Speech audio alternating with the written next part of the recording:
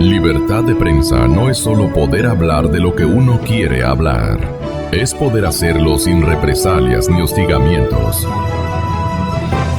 Tenemos a una colectividad mayoritariamente opuesta al gobierno, pero lamentablemente dispersa, dividida. No hicieron caso a la prensa, no se dieron las circunstancias. Ahora tenemos que ver si hay posibilidades de una segunda vuelta, comenzando por allí. Señor Vallejo, las posibilidades de una segunda vuelta se están dejando ver claramente en las encuestas. Muy buenos días, señor Vallejo. La posibilidad de una segunda vuelta depende de lo que suceda en estos pocos días, porque la realidad es que existe un candidato oficial, un candidato del gobierno, un candidato de centro izquierda que es Paco Moncayo y dos candidatos de la derecha que son Guillermo Lasso y Cintia Viteri. Esa unidad a la que usted se refiere en el caso del centro izquierda se ha dado. Que no se haya dado en el sector de la derecha es otro cantar. ¿Qué es lo que dicen todas las encuestas sin excepción? Todas. Independientemente de a quién pongan segundo, tercero o cuarto.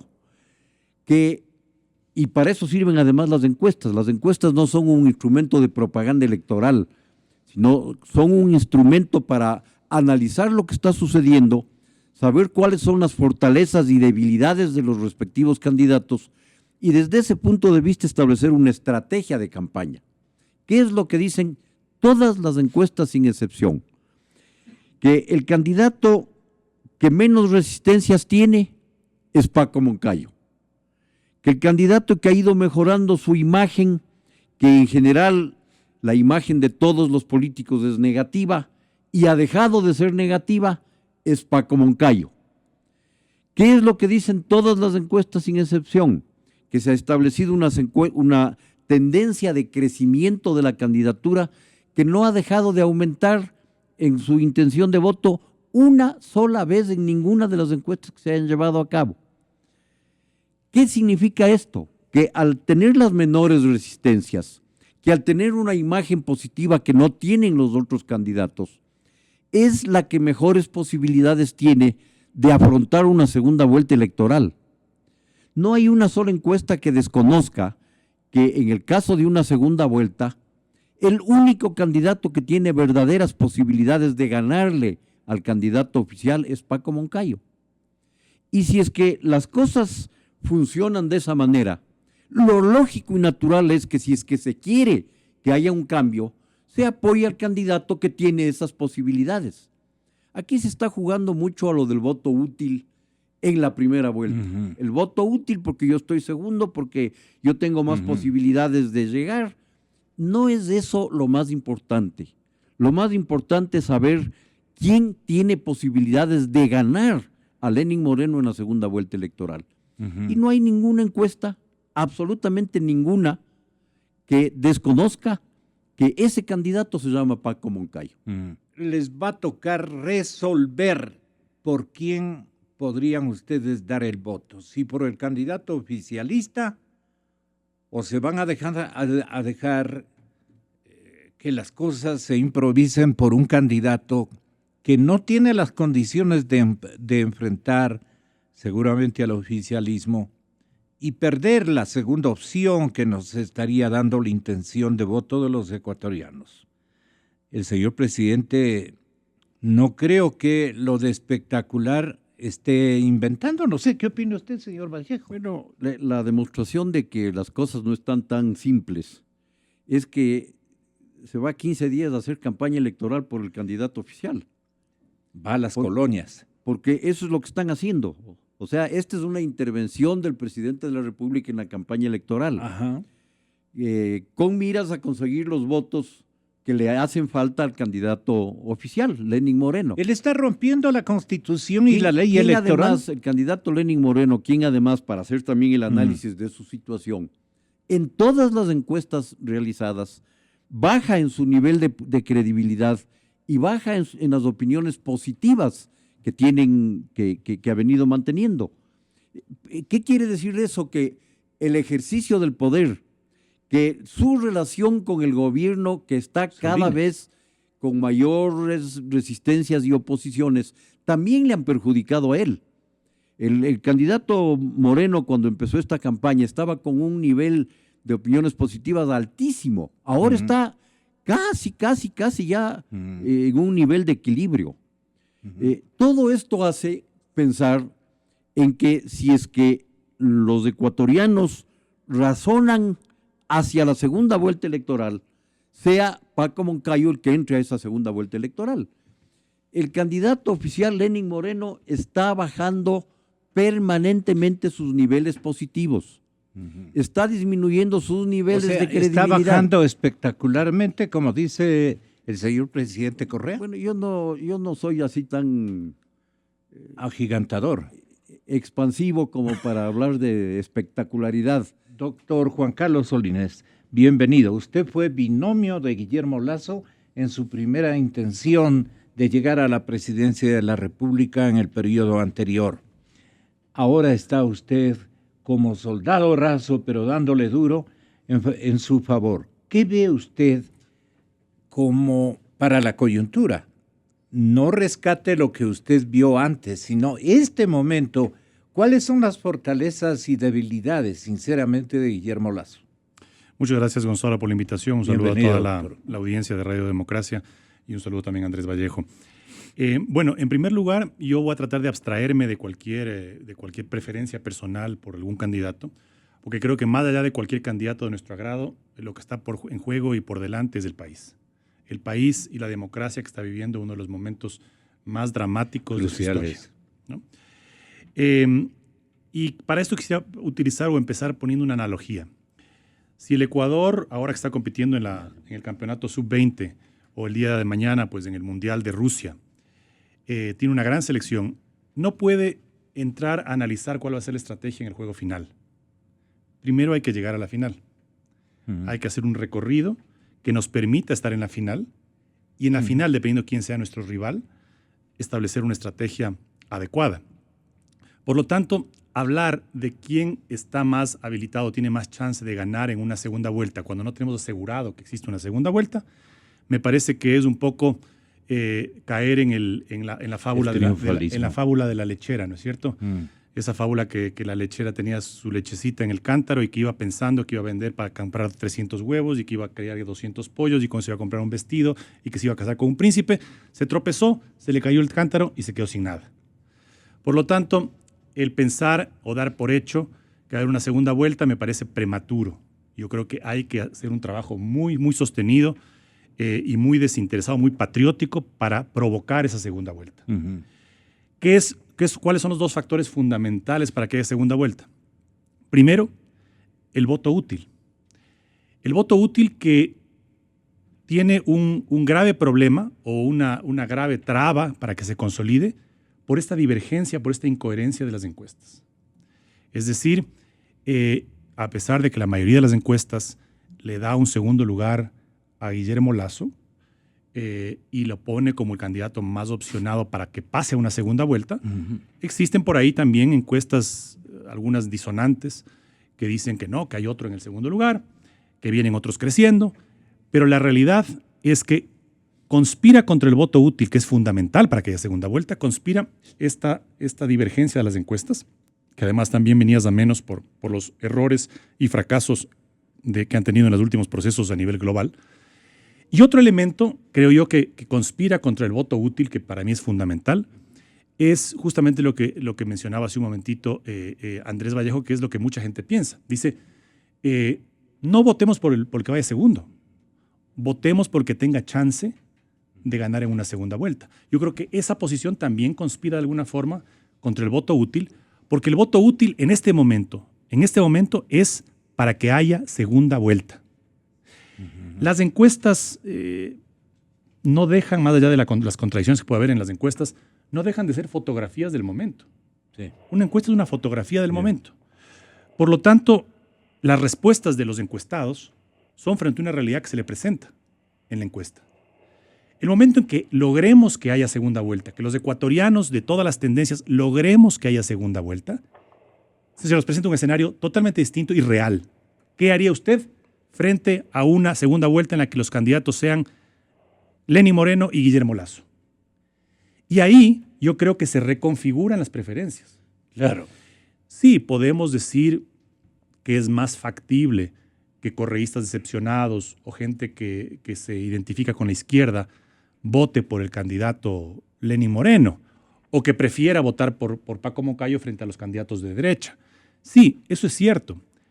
Pero yo les digo una cosa, una reflexión muy sencilla. Después de 10 años de este proceso, en donde se ha destruido la poca institucionalidad que había en el país, yo creo que la tarea de rescate del país ya no tiene bandería política ni izquierda ni de derecha. O sea, reconstituir o rescatar la democracia que está prácticamente anulada en el país.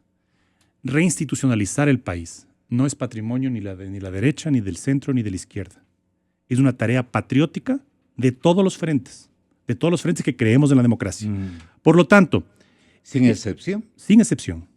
Entonces, por ejemplo, un maestro o un dirigente o activista del ex MPD o Unión Popular, ¿no? Va a querer, por ejemplo, que se restituya el fondo de cesantía del magisterio. Y eso lo va a hacer Guillermo Lasso, o lo va a hacer Paco Moncayo, o lo va a hacer cualquier candidato que llegue a la segunda vuelta. Es parte de la reinstitucionalización. Es parte de la reinstitucionalización, es parte del rescate de la democracia. Entonces, yo creo que en este momento nosotros debemos enfocarnos en qué permite que haya una segunda vuelta. Dar una opinión más conveniente que para la misma candidata que él es su promotor, la doctora Cynthia Viteri, más por la corriente de la fusión de los tres candidatos que le puedan dar una victoria el 19 o en la segunda vuelta, como es nuestra solicitud de opinión. Tenga la bondad, don Rodrigo, bienvenido, muy buenos días. Buenos días. Primero, antes que nada, me permito expresar públicamente mi solidaridad con usted, Radio Democracia, y con Radiovisión por problemas que han empezado a surgir en estos momentos, obvios de la manera en que ha conducido el control de la comunicación este gobierno, pero ya solo faltan 3 o 4 meses, así que un poco de paciencia. Y tienen el apoyo de la ciudadanía. En cuanto a lo que usted me pregunta, a ver, yo creo primero que, en mi manera de pensar, el objetivo del presidente, más que nada, es conseguir una votación que le permita tener el control de la Asamblea nuevamente, para con eso evitar que mañana pues tenga una Asamblea contraria y que esa Asamblea pueda empezar a juzgar todos los actos que día a día se van acumulando son incorrectos de este gobierno. Luego, es posible que Lenín Moreno tenga mayor votación en esta primera vuelta, pero no lo suficiente como para llegar a ese 40% que le veo imposible. Los otros 3 candidatos hoy día, bueno, en cierto modo pueden estar enfrentándose, pero por otro lado los pronunciamientos que han hecho más o menos son coincidentes y hay algo que les une. Todos están con este gobierno. Me decía un hombre sabio, como fue Jaime Roldós, la política es el arte de las conveniencias. Y la conveniencia da de que una vez que pasen esta primera etapa, que uno de los 3 podrá pasar a ser el contendor, los otros 3 y los demás candidatos que vienen atrás, todos apoyen a ese candidato que, estoy seguro, vencerá a Lenín Moreno en la contienda final, y así se acaban no los 10 años de este gobierno, sino los 300 años que anunció el presidente cuando llegó al poder.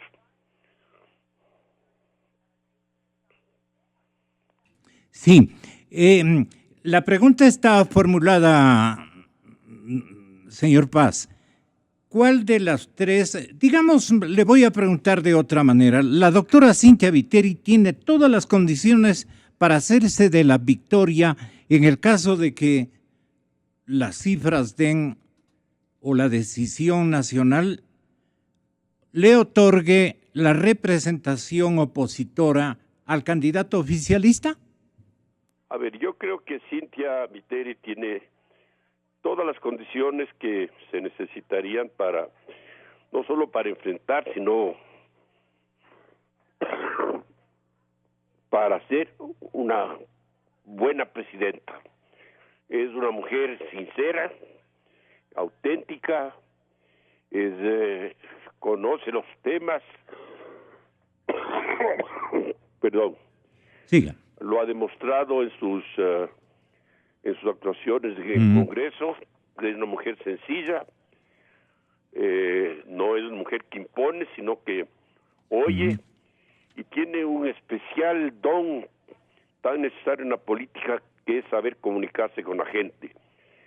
Entonces, respetando las demás candidaturas, pero yo creo que Cintia es una mujer de clase media, su madre es una mujer de izquierda, De lucha. que fue cancelada por este gobierno como jueza de Guayaquil, justamente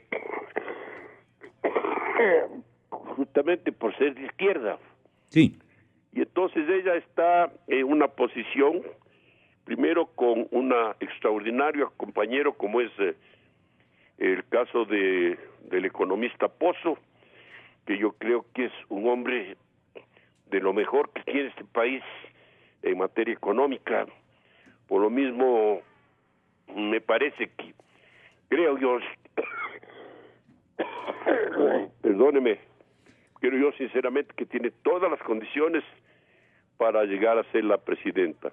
Por otro lado, su campaña lo está demostrando, una amplitud de propuesta favorable, especialmente en la costa, donde en Guayas, en Guayaquil, en El Oro, en Los Ríos, Manabí, tiene una proporción muy alta a favor.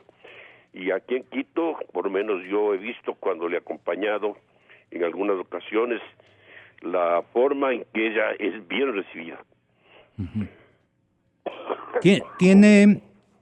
Tiene lo mejor, que es su carisma de dama inteligente, en fin.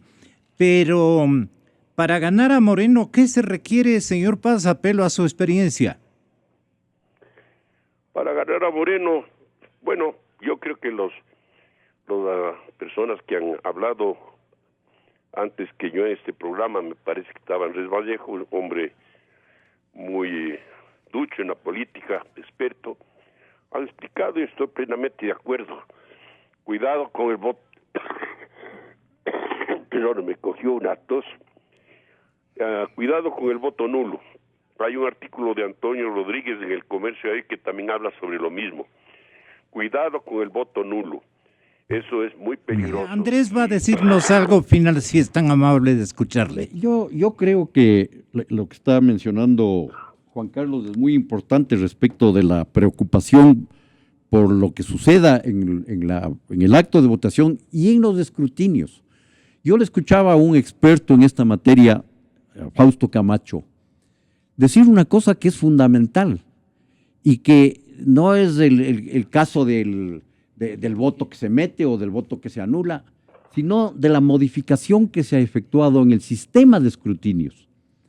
No le puedo decir con absoluta precisión porque no soy un experto en la materia, pero me parece haberle escuchado que hablaba de que la ley exige que hayan 3 ejemplares del acta, que un acta se exhiba públicamente ese momento en el mismo recinto electoral y que eso ha sido suprimido, que ahora solamente hay 2 ejemplares y que uno de esos se va automáticamente escaneado antes de que se haga el escrutinio provincial, antes de que se haga el escrutinio en cada recinto, al Consejo Nacional Electoral, que eventualmente puede empezar a dar resultados sin que ese escrutinio se haya realizado. Esas cosas deberían ser materia de preocupación común. Yo creo que se puede proponer que sean todos los contendientes sin excepción, que conjuntamente exijan al Consejo Electoral que se cumplan con esas normas. Yo creo que se lo debe hacer. ¿Por qué no? Este es un objetivo común, el respeto al resultado electoral. En eso, todos los candidatos, los que tienen posibilidades, los que no tienen, deberían estar interesados. Y podría ser un acto de demostración de que en esas cosas importantes hay cómo estar juntos para encontrar una solución a los problemas. Juan Carlos Solínez. Sí, yo creo que es fundamental lo que acaba de mencionar Andrés con respecto al escrutinio y al proceso electoral. Es fundamental. Yo en este punto, Gonzalo, si me permite, quisiera hacer un reconocimiento público, porque creo que es de justicia hacer un reconocimiento público a Gilmar Gutiérrez de Sociedad Patriótica, que se ha personado y que en base a tesón ha estado permanentemente denunciando y presentando evidencias de lo que se está haciendo a nivel del CNE, a pesar de que ellos mismos, son parte, interesada como contendores, pero él se ha enfocado en el tema y han expuesto, por ejemplo, las declaraciones del señor Marroquín, que era un técnico acreditado ante el CNE, ¿no?, que renuncia y dice: yo no puedo ser parte de esta farsa, porque resulta que el software del escaneo, justamente que mencionaba Andrés, el software del escaneo no ha sido auditado ni siquiera por los técnicos del propio CNE. Es decir, mucho menos los técnicos externos de las organizaciones políticas. No se ha permitido. Las inconsistencias que existen, en donde ahora se andan echando la pelotita, ¿no?, entre el títere del CNE y el del registro civil, diciendo es su culpa y nadie da respuesta ni nadie da razón de por qué hay esas inconsistencias, de por qué hay fallecidos, pero no que no son denuncias de ahora, son denuncias de hace dos periodos electorales. Entonces yo creo que eso es fundamental y, como digo, es el tercer enemigo a vencer, el CNE.